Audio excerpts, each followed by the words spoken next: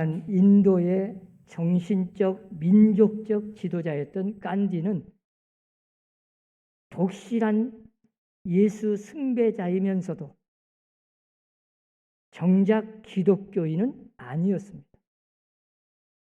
많은 사람들이 그에게 물었어요. 당신은 그토록 예수 그리스도를 높이 숭배하면서 왜 교인은 되지 않고 교인은 나가지 않습니까? 그는 그때마다 입버릇처럼 이런 대답을 했다고 합니다. 예수는 좋으나 교인은 싫습니다. 우리가 참 깊이 새겨드려야 할 말이기도 하죠. 그가 교회에 안 나가는 이유 가운데 이런 말이 전해지고 있습니다. 그의 친구 중에 안드루스라고 하는 유명한 영국 선교사가 있는데 그 선교사하고 그렇게 친했어요. 그 선교사의 말을 듣고 복음을 받아들이고 예수를 믿게 됩니다.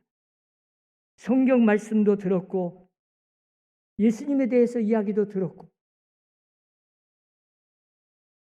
인간적으로 매우 친했어요.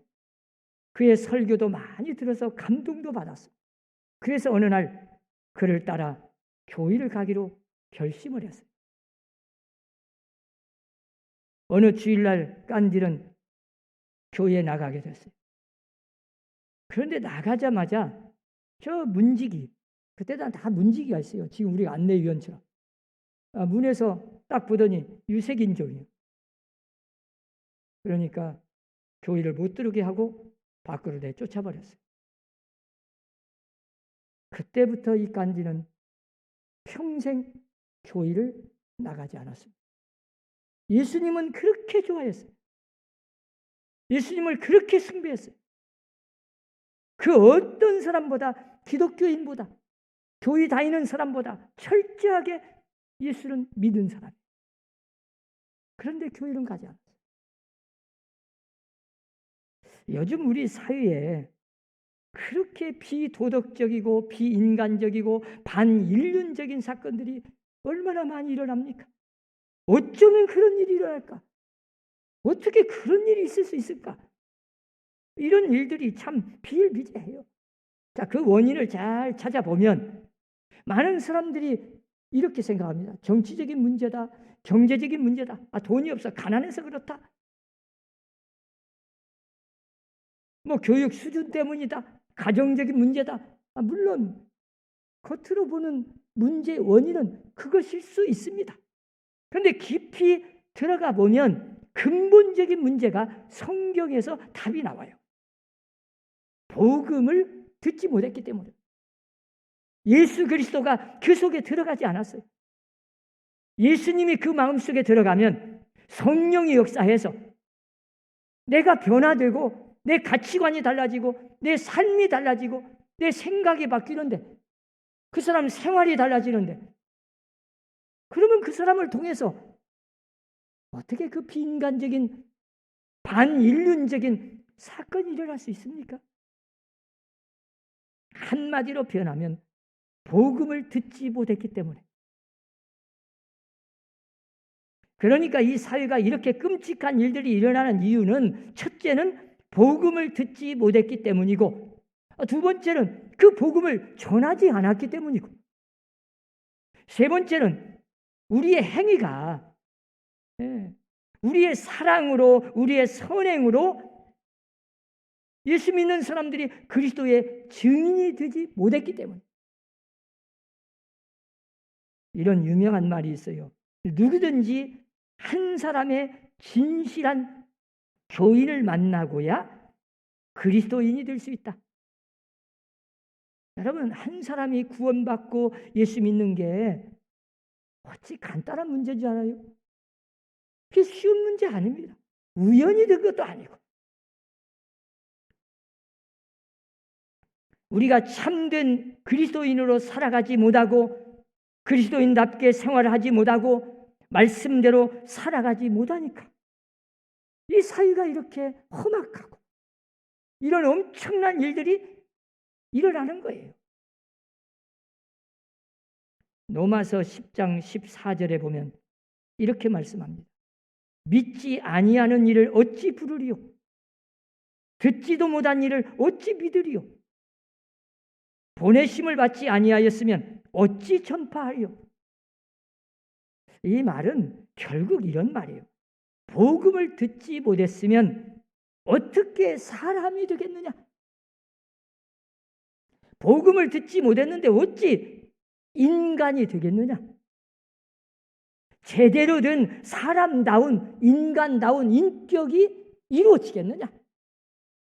제 아무리 배우고 노력하고 아무리 애를 써도 사람이 사람 되는 비결은 복음으로만 가능한 거예요.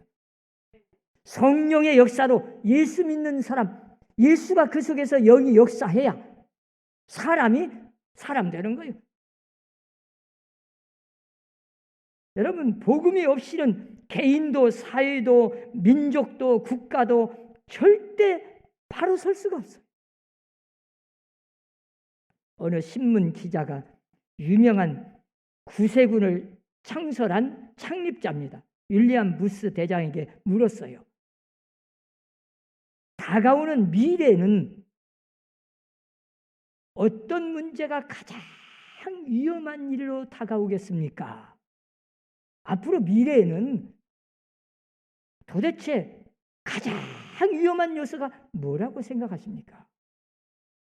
그분이 임종을 앞두고 나이가 많이 들었을 때인데 기도하는 마음으로 그가 이렇게 대답을 했습니다. 이제 세계가 직면하게 될 가장 큰 위험은 중생 없는 용서를 전하는 철학적 기독교, 추상적인 지식만을 전하는 철학적인 기독교, 그게 가장 무서운 일일 겁니다. 교인은 수없이 많고 수많은 사람들이 교회를 다니고 이름으로는 말로는 예수 이름을 찾는데 그 속에 예수가 없는 겁니다. 그리고 그리스도 없는 교회입니다. 교회는 수없이 많고 십자가가 붙어있고 다 교회는 그렇게 많은데 그 속에 예수가 없습니다. 그 예수 없는 교회가 가장 무서운 위험한 일로 다가올 겁니다. 그리고 또 하나님 없는 정치, 지옥 없는 천국을 말하는 잘못된 교리. 그냥 교회만 나가면 무슨 일이든 내 뜻대로 다 된다, 복 받는다, 이런 기복신앙으로 가서 진짜 예수 믿고 구원받은 사람이 어떻게 살아야 된다는 걸 생활 속에서 진짜 예수님이 우리에게 가르쳐준 진리를 모르는 거짓된 교인들이 수없이 나타나 이 세상에 가짜 교인이 늘어나는 것이 가장 위험한 일입니다. 사실 그래요. 오늘날 우리가 그런 문제에 부딪히고 있잖아요. 교인은 얼마나 많습니까? 우리나라만도 기독교인이라고 하는 교회를 다니는 교인들이 1000만 명이 넘는다고 하는데 과연 하나님이 보시는, 하나님이 함께하는 참된 교회, 하나님이 역사하는 교회, 하나님이 기뻐하는 교회, 예수님이 주인된 교회다운 교회, 진짜 예수 믿는 사람, 하나님이 기뻐하는 참된 신앙을 가진 신자는 얼마나 있을까요? 유명한 독일의 신학자 보네퍼는 교회는 그리스도의 몸이요 그리스도는 교회 공동체로 실존한다. 네. 이 교회란 주님의 몸이요, 주님이 이 공동체 속에 실제적으로 존재하고 살아서 역사하는 게 교회예요. 만약에 이 교회 안에 예수가 없거나 예수님의 주인이 아니어서 예수님이 역사하지 않는다면 그건 교회가 아니죠. 사람들이 모여서 있는, 그냥 사람들이 모인 단체일 뿐이요. 그런 단체가 얼마나 많이 있습니까? 그리스도께서 살아 역사하셔서 그리스도께서 주인이 되셔서 그 공동체 속에 모든 성도들 마음속에 주님이 주인으로 자리 잡고 주인으로 모시고 삶 속에서 예수님을 높이고 예수의 삶을 본받아 언제나 주님의 사랑으로 세상을 섬기고 하나님의 역사를 체험하는, 가정에서, 직장에서, 교회에서 언제 어디든지 예수 믿는 사람이 예수의 증인 되는 삶을 살 때 그게 참된 교회라 그런 겁니다.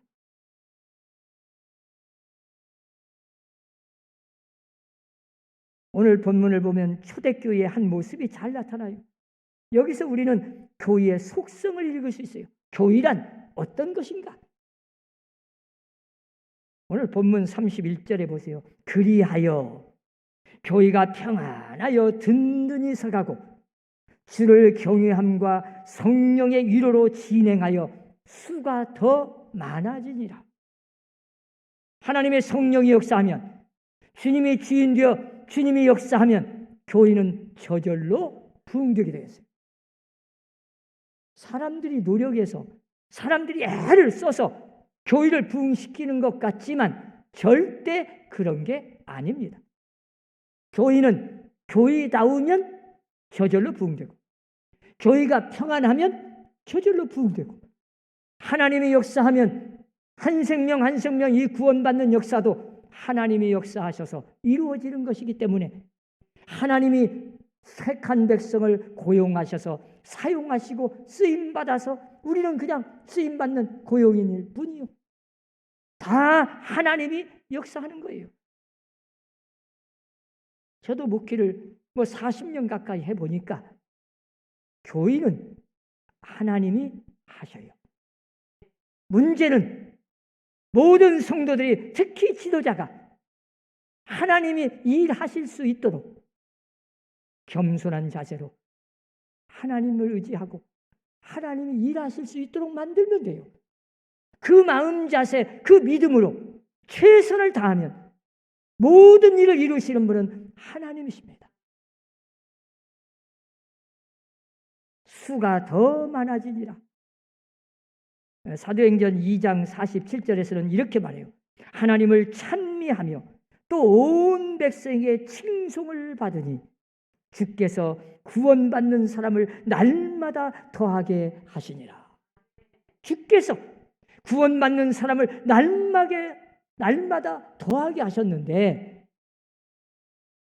모든 백성들에게 칭송을 받았다는 거예요. 아니, 교회가 손가락질 받는데 교회가 부흥되겠어요?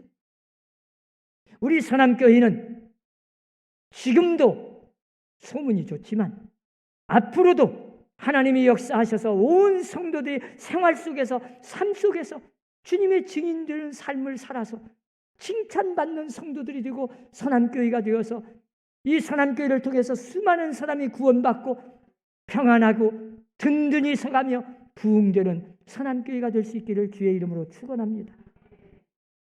초대교회는 성령이 충만했어요. 그뿐이 아니었어요.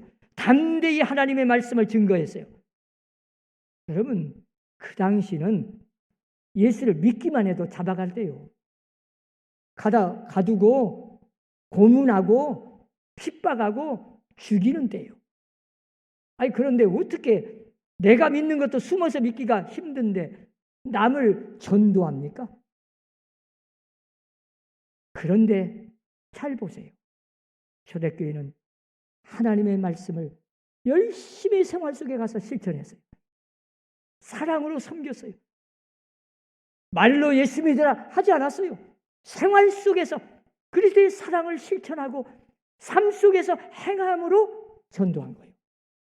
그 유명한 로마가 기독교를 공인한 콘스탄티누스 그 대제가 기독교를 공인한 이유가 있어요. 그 어머니가 너무 의지할 데는 없고 자기 아들을 인질로 삼고 죽을 고비를 수없이 넘기고 언제 죽을지 몰라. 시간 날마다 눈물로 어디 의지할 데가 없어요. 그런데 아무도 그 평민을 돌아보지 않는데 예수 믿는 사람인지도 몰랐어요. 예수 믿는 사람들이 자기를 너무나 따뜻하게 친절하게 사랑으로 감싸주고 위로하고 힘을 주고 격려하고 도와주고 나중에 보니까 기독교요. 그래서 예수를 믿은 거예요. 숨어서. 아니, 믿으면 죽인다고 하는데 그 목숨을 걸고 예수를 믿게 돼요. 그래서 자기 아들에게 계속 예수에 대해서 전하고 있어요. 그 아들이 나중에 황제가 되어 결국 기독교를 공인하게 됩니다. 여러분, 한 생명이 구원받고 한 사람이 그리스도인이 된다는 게 쉬운 일이 아니에요. 하나님의 섭리 안에서 이루어지는 역사고, 하나님의 성령의 역사가 아니면 한 생명이 구원받을 수도 없고, 교회란 하나님이 역사하고 하나님이 함께하고 주님이 주인이 되고 성령이 역사하는 것이 곧 교회예요. 오늘 본문에 나타난 대로 교회를 핍박하던 교수였던 사울이라는 사람이, 그 청년이 다메섹 도상에서 예수를 만나고 완전히 바꿔졌어요. 예수님을 핍박하던 자가 예수님을 전하는 전도자로 바뀐 거예요. 생각해 보세요. 며칠 전까지만 해도 그가 예수 믿는 사람을 잡아 가두기 위해서, 죽이기 위해서 저 다메섹까지 쫓아가다가 다메섹 도상에서 예수님을 만나잖아요. 갑자기 돌변해서 180도 변화되어 가지고 오히려 예수를 증거하니까 누가 믿겠어요?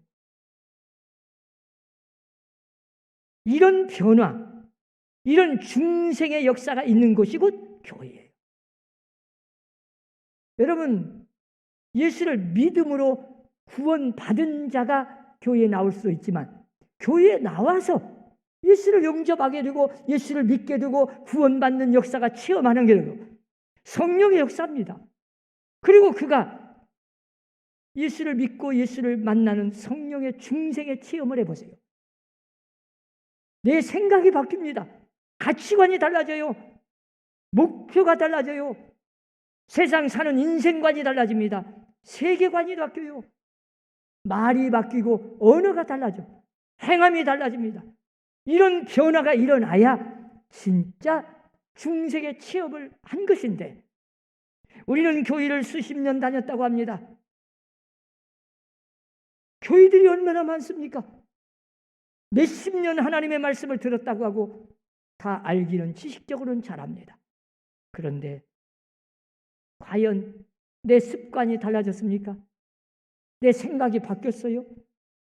가치관이 변화됐어요? 인생관이 달라졌어요? 여러분, 인생을 왜 삽니까? 내가 왜 이 세상을 살아야 되고 내가 왜 예수 믿고 이 땅에서 살아야 할 이유를 압니까? 이런 인생관, 세계관이 바꿔지고 내 언어가 달라지고 내 생활이 달라져야 진짜 예수 믿는 사람이에요.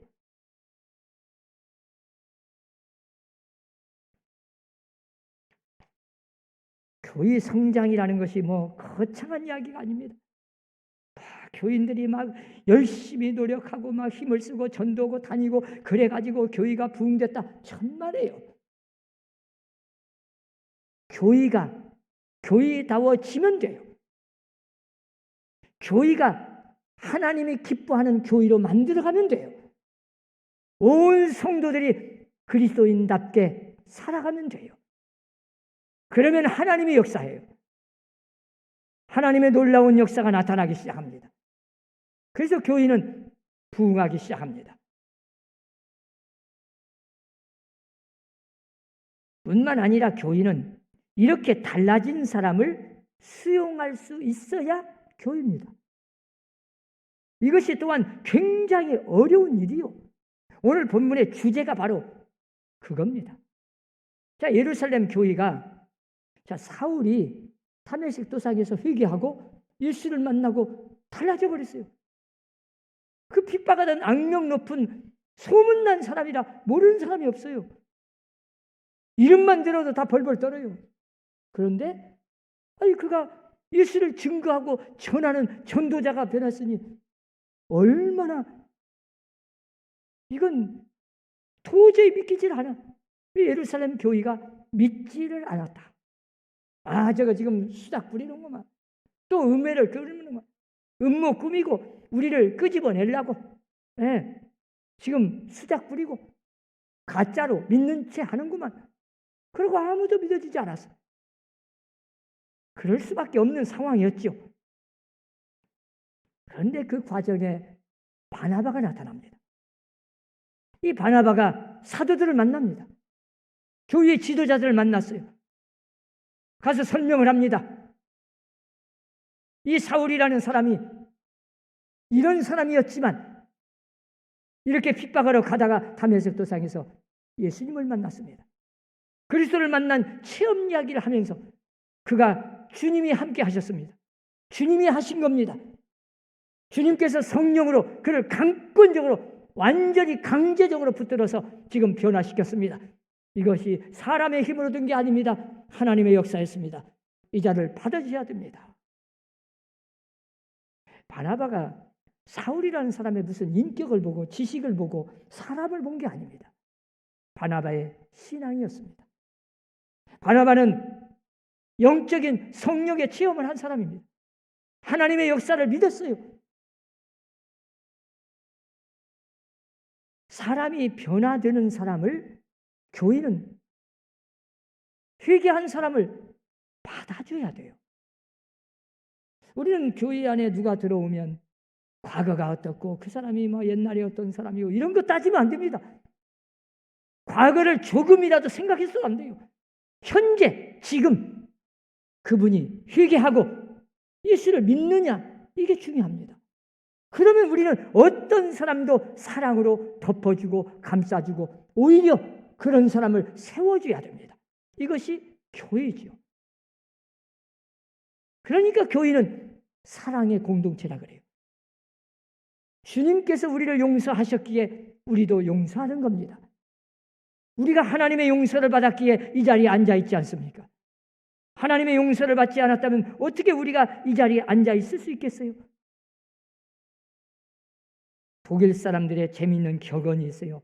만일에 하나님께서 사람을 용서하시지 않았으면 천당은 텅텅 빌 것이다. 그러지요. 하나님께서 우리를 용서하지 않으셨다면 어떤 사람이 천당 갈 사람이 있겠어요? 어떤 사람이 지금 이 자리에 이렇게 담대하게 예수의 이름으로 앉아 있을 사람이 있습니까? 우리는 다 하나님의 용서를 받은 사람, 엄청난 하나님의 은혜와 사랑으로 용서를 받은 사람. 그러기에 우리는 누구나 용서할 수 있고 누구나 사랑할 수 있습니다. 원수까지도 사랑할 수 있습니다. 특히 교회 안에서는 집에 가서 가정에서나 직장에서도 누구를 만나도 우리는 언제나 남을 비판하거나 남을 판단하는 정죄하는 일은 하지 않아야 됩니다. 예수 믿는 사람은 언제나 소외당하고 어렵고 힘들고 고통당하고 외로운 사람, 위로를 받아야 할 사람, 고통당하고 있는 사람, 힘들어하는 사람 찾아가서 말로가 아니라 그리스도의 사랑으로 행함으로 우리는 그들에게 사랑을 실천해야 됩니다.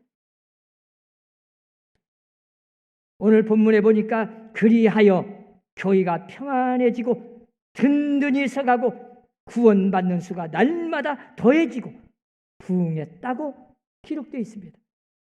사랑하는 서남교회 성도 여러분, 우리 서남교회가 교회 창립 48주년을 맞이했습니다.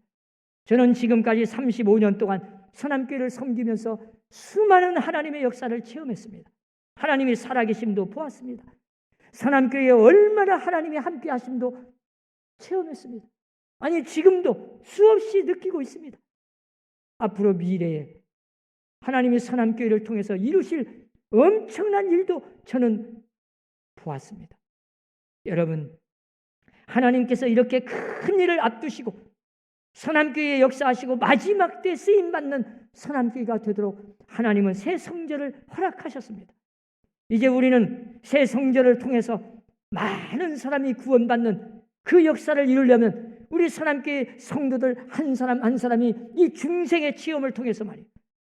가정에서나 직장에서나 교회 안에서만이 아니라 삶 속에서 그리스도의 사랑을 실천하고 칭찬받는 성도들이 되고 칭찬받는 서남교회가 되어서 서남교회가 평안하고 부흥하는 역사가 나타날 수 있기를 주의 이름으로 축원합니다. 기도합시다.